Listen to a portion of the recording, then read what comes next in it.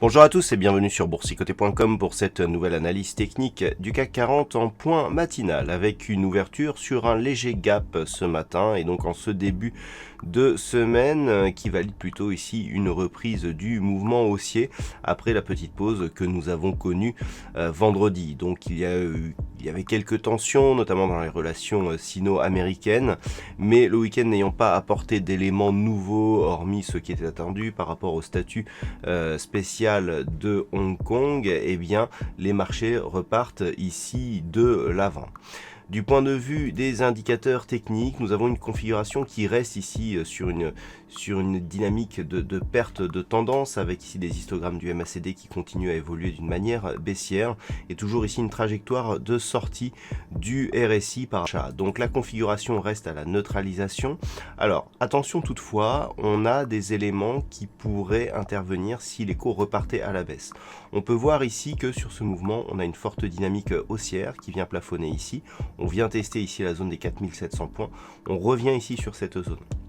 Si les cours par rapport à la séance du jour ou même demain revenaient ici sur cette zone des 4700 points, sur rupture ici de cette zone, on pourrait valider un double top avec deux sommets ici quasi identiques qui validerait une possible poursuite du mouvement en direction ici des 4570 points. Donc c'est le premier élément qu'il va falloir surveiller. Au-delà du fait que cette zone, la semaine dernière, avait été validée comme résistance, puis franchie et donc validée comme support, puisque même vendredi on est venu clôturer sur cette zone. Si on venait à retester ici cette zone et à la casser, hormis le double top, le fait d'avoir ici ce nouveau support invalidé et donc cassé à la baisse renforcerait cette possibilité ici d'accélération baissière. Donc premier élément ici, 4700 points. Sinon, eh bien, nous avons bien entendu ce point haut qui a été marqué donc jeudi dernier aux alentours des 4780 points que nous avons ici, qui correspond donc à ce point haut.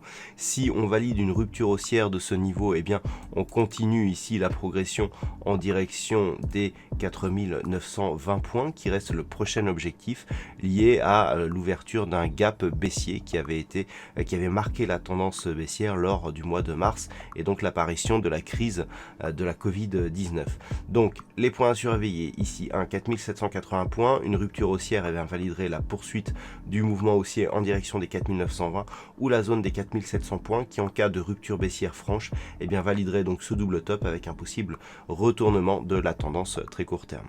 Voilà donc ce que l'on peut dire sur la séance du jour.